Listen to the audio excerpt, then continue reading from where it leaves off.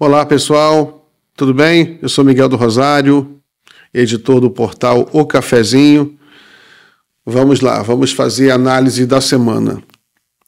Foi uma semana que está terminando muito bem para o Brasil, né? Em função da aprovação da isenção do imposto de renda para quem ganha até R$5.000, uma vitória histórica aí do governo Lula, e uma vitória que vai se traduzir em ganhos reais para a classe trabalhadora.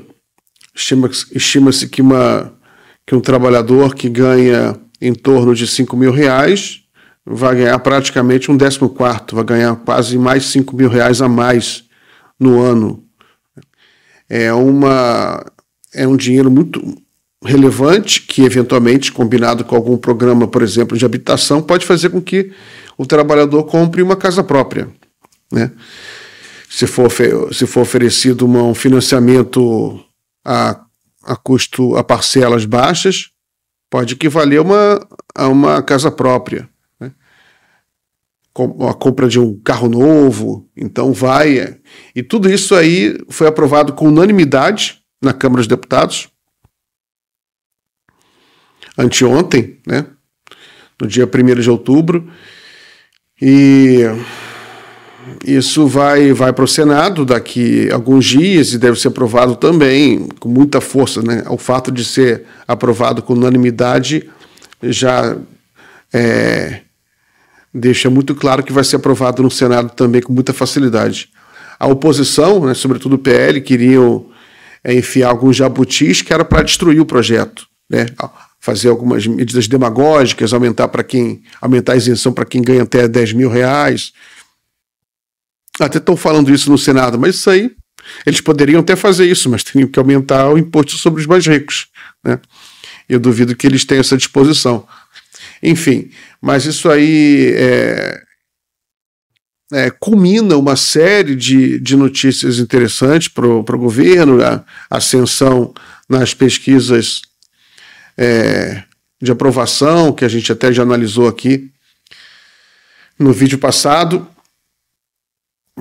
E você tem um cenário internacional, eu até separei depois uns vídeos para a gente, em que o governo Trump está simplesmente se desmantelando moralmente, né? Ele ainda está lá na Casa Branca, tem muito poder, está até numa fase de aumento de poder, só que política tem vários tempos paralelos correndo, né? O tempo moral, por exemplo, é fundamental. Se uma força política não mantém a força moral, o capital moral, digamos assim, e isso vai acabar se traduzindo logo depois em perda eleitoral, em perda política, derrota, né? É o que está acontecendo com o Donald Trump. Ele está perdendo rapidamente seu capital moral, que já não era muito grande, mas está perdendo o que tinha. Havia uma expectativa de uma parcela do eleitorado que o Trump seria um presidente, por exemplo, que iria acabar com as guerras, né? Acabar com a guerra na Ucrânia. Não acabou com guerra nenhuma, pelo contrário, a própria guerra na Ucrânia está se tornando mais perigosa. Mas, enfim, depois a gente fala do internacional, vamos continuar aqui a nossa análise da política doméstica. Eu até separei um vídeo aqui para gente. Deixa eu ver qual deles que é. É esse aqui, ó. Esse vídeo é o Hugo Mota, presidente da Câmara dos Deputados, falando, vou colocar aqui para vocês assistirem, sobre a aprovação da PL que aprova isenção de imposto de renda para quem ganha até R$5.000.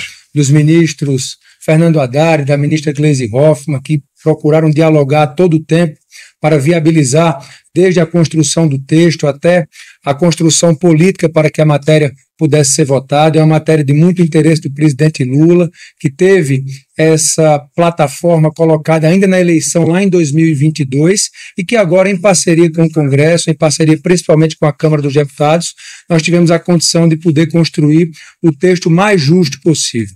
O trabalho do presidente Arthur, que teve o texto aprovado por unanimidade, tanto na comissão especial como no requerimento de urgência, e agora surpreendentemente no plenário, com 493 votos, demonstra a maturidade que a Casa tem para enfrentar temas que são importantes para a população brasileira.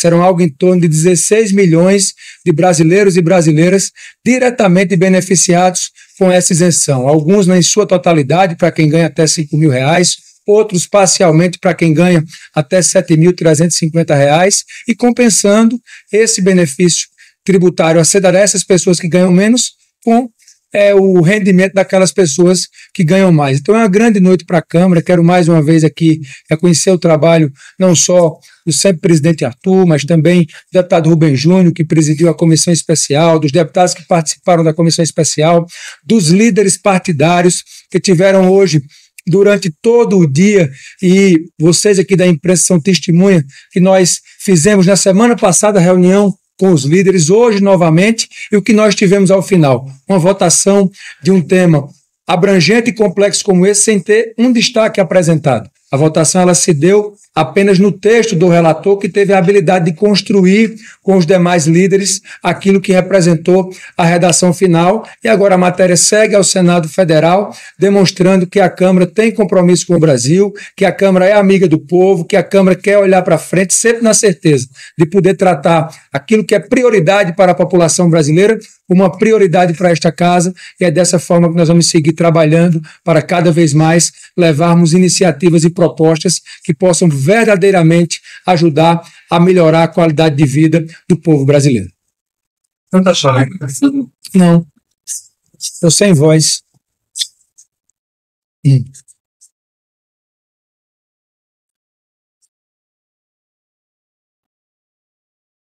A presidência da Câmara sempre deixou claro que para nós a proposta que nós temos que nos dedicar, e foi o que aconteceu, foi a proposta que veio do Poder Executivo do governo, foi a proposta que nós aprovamos hoje. Vocês falaram sobre a articulação dos líderes, dos partidos, o povo na rua, as manifestações, teve alguma influência nessa votação? A Câmara, como eu disse aqui, ela tem o seu tempo para amadurecer as propostas, e nós cumprimos o calendário que estava pré-acertado. Desde o início, nós sempre colocamos que a Comissão Especial concluiria o seu trabalho até o recesso. Esse calendário foi apresentado ainda no primeiro semestre, e hoje nós estamos aqui concluindo conforme o que foi acertado desde o início da tramitação da matéria aqui na Câmara. Se o senhor entende que esse placar elástico e unânime, o fato de ter tido manifestação, ruas cheias, redução da permeabilidade, contribuiu para que o Congresso entregasse esse resultado hoje? O que pesou, penso eu, para que a votação fosse unânime no plenário da Casa foi o senso de responsabilidade de cada parlamentar. O senso de responsabilidade de votar a favor daquilo que é importante para a população. Muito bem. Você viu que os repórteres perguntaram, né, se as manifestações do dia 21 de setembro, manifestações da esquerda, mas manifestações populares, que foram as maiores manifestações dos últimos anos, superou em número as manifestações do bolsonarismo. Elas ajudaram a produzir a atmosfera, a pressão pública que levou a essa aprovação unânime do projeto de lei que isenta de imposto de renda quem ganha até R$5.000. Lembrando que no final do governo Bolsonaro, essa isenção ia apenas até quem ganhava R$1.903. No governo Lula, ele já aumentou em 2024 para até R$2.259. Em 2025, em maio, aprovou até R$3.036, que é equivalente a 2 salários mínimos. E agora, R$5.000, né? com benefícios tributar com benefícios de isenção até quem ganha R$7.000. Então, é importante a gente olhar isso, porque vai ser mais uma coisa que o Lula vai poder falar em 2026, que ele entregou, né? E agora, eu queria só comentar aqui, o Donald Trump reuniu generais do mundo inteiro em Quantico, que é a sede do FBI, né? O Peter Hegseth, que é o secretário de guerra, né? Agora ele mudou o nome de Departamento de Defesa para Departamento de Guerra, mudança ridícula. E o Peter Hegseth, ele convocou generais, os top, né? Oficiais top de todas as Forças Armadas, né? Aeronáutica, Marinha e Exército, para se reunir nos Estados Unidos. O custo estimado dessa palhaçada foi mais de 100 milhões de dólares. E aí havia uma certa expectativa, uma certa suspense. O que será que o Peter Hegseth vai falar? Até colocar o videozinho dele aqui. O que será que ele vai falar? Né? Será que ele vai provocar uma nova guerra? Mas o fato é que ele não falou nada com nada, fez um discurso, vomitou um montão de discurso misógino, né, que falou em padrão masculino para avaliação, disse que as tropas americanas são acima do peso, os generais são gordos, falou assim mesmo, né, uma ofensa, insinuou que os generais negros e mulheres estavam lá por cota, porque ficou falando muito de cota, e não tem cota no exército americano, você tem muito negro e mulher, porque os negros e mulheres fazem parte da diversidade da população americana, e eles também, e você tem uma certa tradição dos negros de se alistarem, né, porque é uma população mais vulnerável financeiramente e adere à carreira militar, que é uma carreira que oferece segurança financeira. Então tem muito negro no exército americano. Não é por cota, ele insinuou isso, cheio de negros e mulheres ali, né? E ficou com essa obsessão pelo bom físico, né? Pelo físico, né? Pela aparência, falou isso, né? Aparência. E é uma coisa que não falou em nenhum momento sobre a inteligência, sobre a importância dos militares se atualizarem em relação aos instrumentos, novas ferramentas tecnológicas. É uma coisa assim vergonhosa, né? Agora, o mundo presta atenção porque isso mostra a decadência, né, moral da liderança do maior exército do mundo, das maiores forças armadas do mundo. O Trump anunciou $1 trilhão para...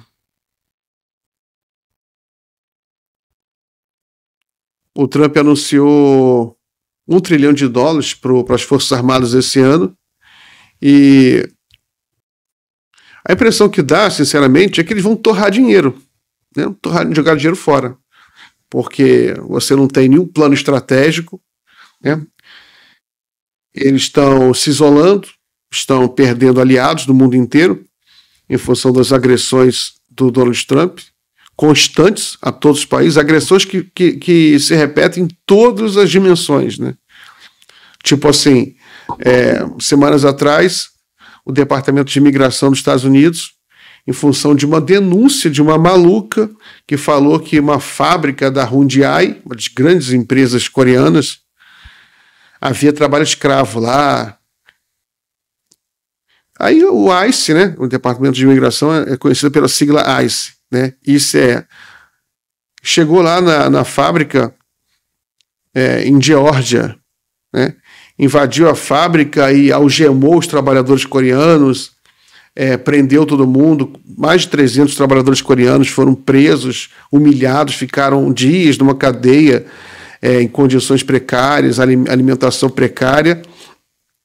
Todos trabalhadores, engenheiros, estavam lá legalmente nos Estados Unidos, né? Legalmente, com os documentos.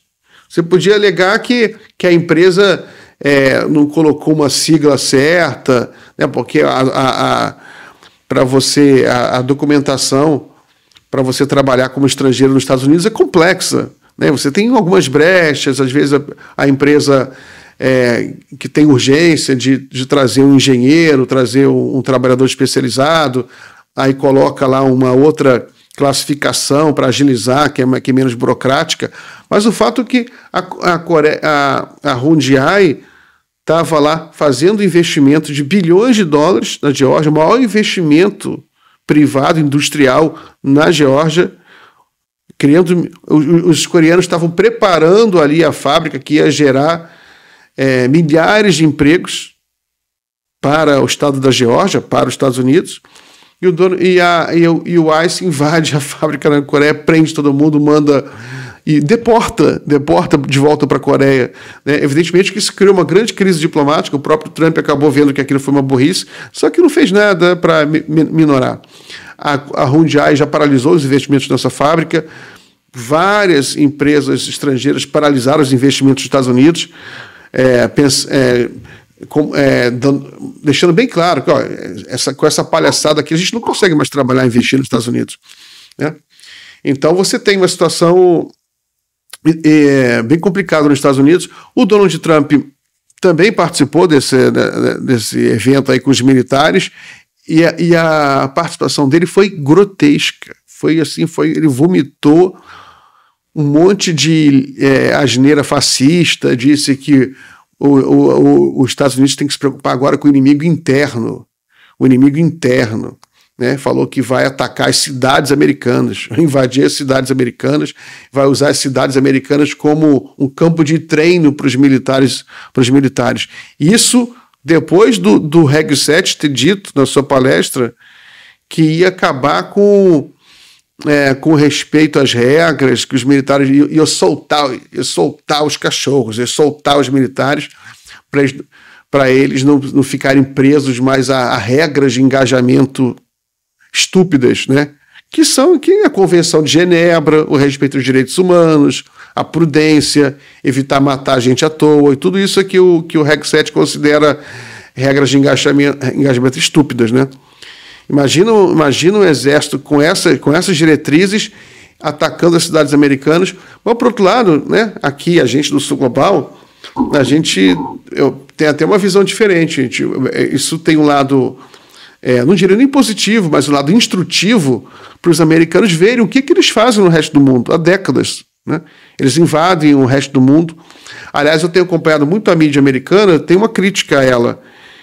Ela não consegue, ela está criticando aí a deriva fascista do governo Trump, né, os comediantes que tentaram. O Trump tentou censurar e acabar com o programa de importantes comediantes americanos. Eles conseguiram dar volta por cima, uns foram suspensos e voltaram, né? O Jimmy Kimmel foi o último. O lado bom é que eles acabaram ganhando audiência internacional. Eu, por exemplo, nem conhecia esse Jimmy Kimmel, estou assistindo agora. É muito, muito interessante para você acompanhar a política americana via comediante, é divertido. Né? Eles fazendo piada, troço em cima do Trump. Mas é importante que a mídia liberal ela se desvencilhe de alguns preconceitos que acabam atrapalhando até a fazer uma oposição democrática decente ao Donald Trump. Por exemplo, o Donald Trump, você vê quando a mídia liberal critica o Donald Trump, em vez de fazer uma crítica se restringindo aos Estados Unidos, a problemas dos Estados Unidos, eles ficam repetindo, os Estados Unidos está ficando que nem a Rússia, está ficando que nem a China, está ficando que nem outro país. Outros países têm outros problemas, outra dinâmica, outros regimes, outra cultura. Eles tinham que se ater ao problema americano. Né? E, sobretudo, o discurso deles é muito ainda bélico, o discurso da mídia liberal. Dá a entender o seguinte, que o Trump, se ele quiser silenciar de vez toda a mídia americana, é só ele fazer guerra. É só ele fazer uma nova guerra contra o Irã, contra a Rússia, fazer guerra contra a China. A impressão que dá é que toda a mídia liberal vai ficar quieta, vai apoiar o Trump. Né? Só não pode mexer com as cidades americanas, mas se destruir o resto do mundo, pode. Então isso que é o meu conselho aí. A mídia liberal americana a rever os seus preconceitos.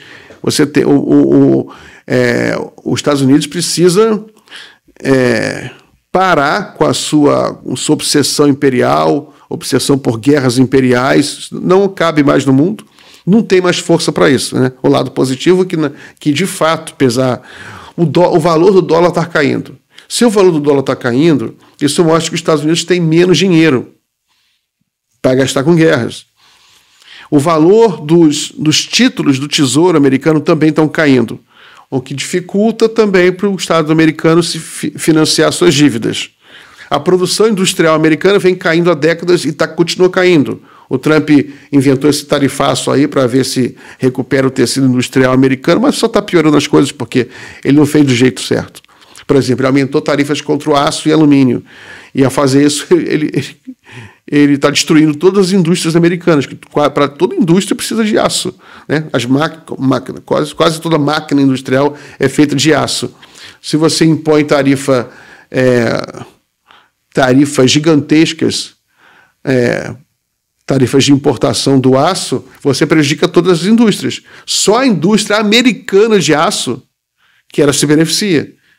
Só que a indústria americana de aço, ela não consegue produzir todo o aço consumido pelos Estados Unidos. Ela consome só um percentual pequeno, né? Os Estados Unidos precisam importar aço. Mesma coisa para tudo, né? Mas tem umas tarifas que são particularmente muito burras. A tarifa contra o Brasil, por exemplo. O Brasil tem déficit com os Estados Unidos. Os Estados Unidos ganham dinheiro com o Brasil. Para que ele pôs essa tarifa? Ele alegou que é para punir o Brasil pela perseguição ao Bolsonaro. O que, evidentemente, cai no ridículo, né? Porque aí os próprios americanos e o mundo inteiro ficam assim, estarrecidos. Como é que o Trump ele quer interromper um processo judicial de um país democrático com um judiciário independente? É um desrespeito, é impossível, é estupidez, né? E as tarifas, que ele acabou depois de suspender as tarifas para vários produtos, mas manteve para o café, carne, por exemplo. A tarifa contra o café é particularmente burra, porque o café está no momento mais caro em anos, né? O Brasil está exportando café a um preço altíssimo. Então, quando o Trump coloca tarifa contra o café brasileiro, ele faz com que os americanos, que já pagavam caro pelo café brasileiro, não pelo café brasileiro está caro, o café do mundo inteiro está caro, o preço internacional do café está caro. Estavam pagando muito caro pelo café brasileiro, e o Brasil é o maior fornecedor de café para os Estados Unidos, vão pagar 50% mais caro ainda. É um burrice danado. E o café está entrando nos Estados Unidos, né? Agora está bem claro, por exemplo, eles continuam comprando café brasileiro, a quantidade caiu pouco, mas em valor, por exemplo, estamos exportando mais, com tarifa e tudo, mais que no ano passado. Em valor, né? Em função do preço estar mais alto. Mas está vazando, porque a Colômbia está importando café brasileiro para exportar para lá, o México, o Canadá. O café entra de alguma maneira, tem demanda lá dentro, entendeu?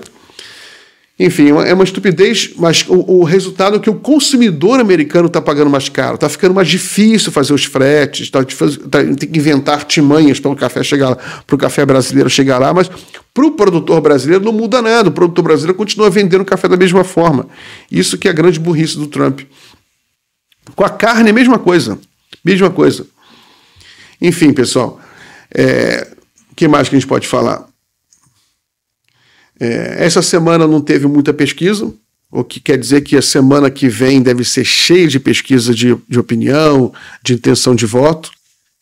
A gente tem uma pesquisa de alguns dias atrás no Ceará, para governador, que eu acho interessante comentar rapidamente, porque ela envolve pelo menos uma figura de projeção nacional, que é o Ciro Gomes. O Ciro Gomes, ele está de saída para o PDT, ou pelo menos é o que se fala, né? Talvez saia no início do ano que vem, mas há uma especulação o tempo inteiro. É porque a opinião dele está completamente dissociada do PDT do Ceará. O PDT do Ceará ele está apoiando o Eumano de Freitas, governador do PT. Nacionalmente, apoia o presidente Lula, tem o ministro da Previdência. E o Ciro Gomes ele é oposição ao Eumano, oposição ao Lula, e ele está se aliando ao Bolsonaro. Ele apoiou o André Fernandes na candidatura dele em Fortaleza, né, de uma forma ambígua, né, forma suja, escondida. Os ciristas ficavam falando, não tem apoio nenhum do Ciro Gomes.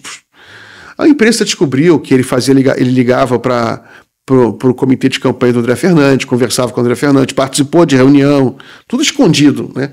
O que se queimou com o eleitorado de Fortaleza. Claro, o André Fernandes é bolsonarista raiz, o Ciro Gomes também voltou a xingar a senadora Janaína Diniz, que agora é prefeitura que agora não é mais senadora, né? Ex-senadora, agora prefeita de Grajeús, né?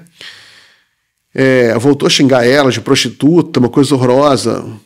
A advocacia do Senado pediu a prisão do Ciro Gomes. Você vê o nível de decadência, né? O processo está rolando, ele vai ser condenado, vai perder os seus direitos políticos, né? Mas, enfim, ele aparece na pesquisa Quem aparece liderando todos os cenários é o governador Eumano de Freitas.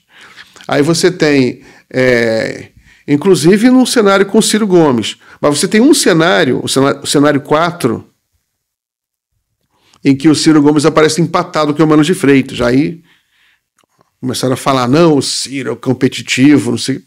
Não é nada, porque ele não tem espaço político no Ceará.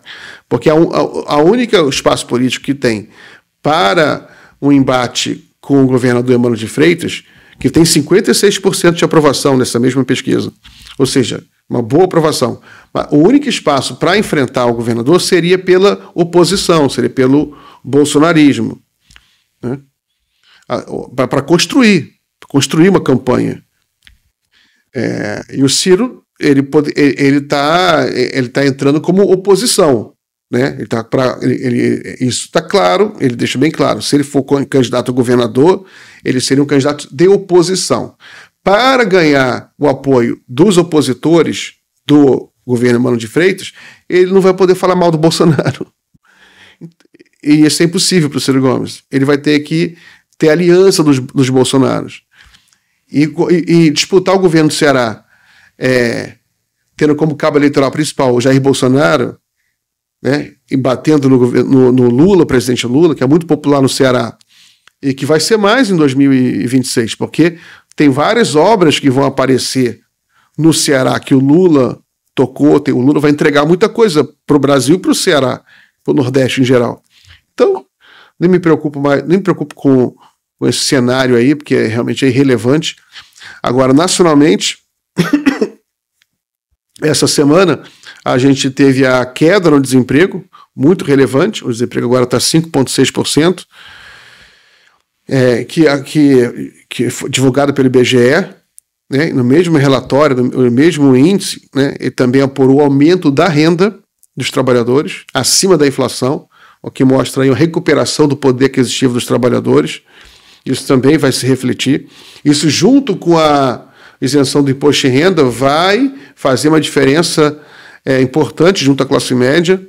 E outro fator importante hoje, divulgado hoje é 3 de outubro, que eu estou gravando esse vídeo aqui, 3 de outubro de 2025. Hoje, pelo IBGE, foi divulgado a produção industrial do Brasil, cresceu 0,8% no mês, né?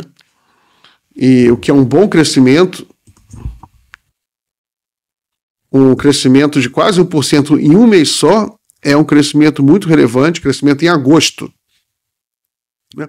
É bom porque a indústria ela tá se segurando, né? Porque você tem esses investimentos na inovação, o crédito novo que se abriu para a indústria no Brasil através do programa de neoindustrialização do governo federal, o BNDES abriu crédito, mas o Banco Central não ajudou, né? O Banco Central está com o juro tá muito alto no país, isso dificulta naturalmente a recuperação industrial do Brasil. E o tarifaço do Donald Trump também deve ter atrapalhado muito, né? Porque os Estados Unidos, ele, entre os países desenvolvidos, é o único que compra de fato produtos manufaturados do Brasil. E então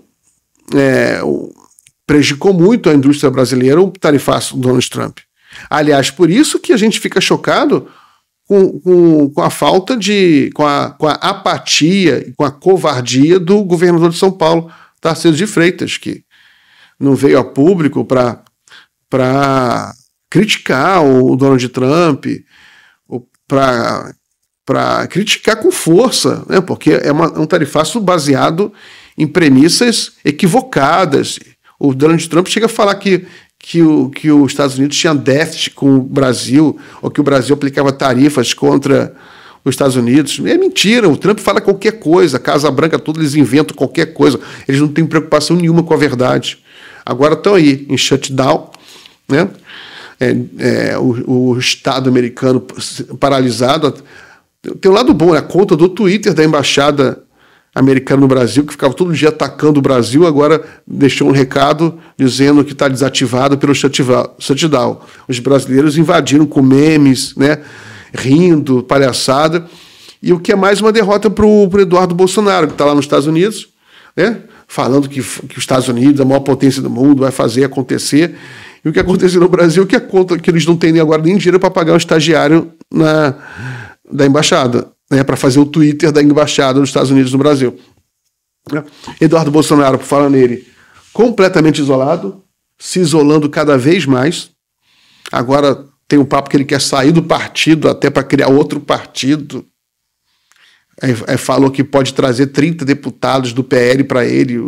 O PL deu risada em relação a isso. Falou que especulou-se que ele poderia entrar no PRTB. Acho que a sigla é essa, o partido aí pequeno que tem.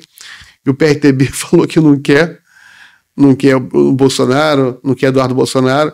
Então eles estão isolados, né? O Tarcísio de Freitas, como já mencionei, ele está se apequenando porque ele está aí, em vez de aproveitar o momento e se mostrar independência, não está mostrando subserviência ao Bolsonaro, é só um capacho do Bolsonaro.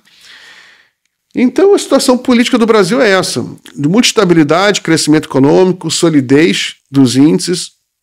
Vamos torcer agora para o governo Lula apresentar mais projetos de infraestrutura. Parece que vem coisa aí, projetos ferroviários no país. A nossa campanha está penetrando aí nos rincões de Brasília. Tem muita gente tentando aí convencer o governo Lula a aumentar os investimentos em mobilidade urbana.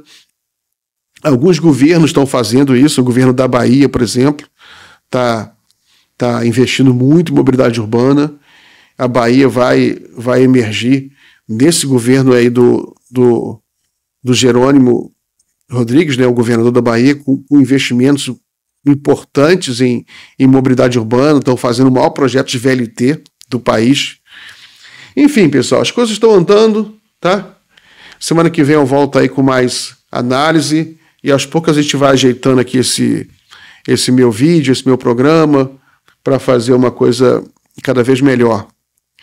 Tá bom? Abraço para todos. Até semana que vem.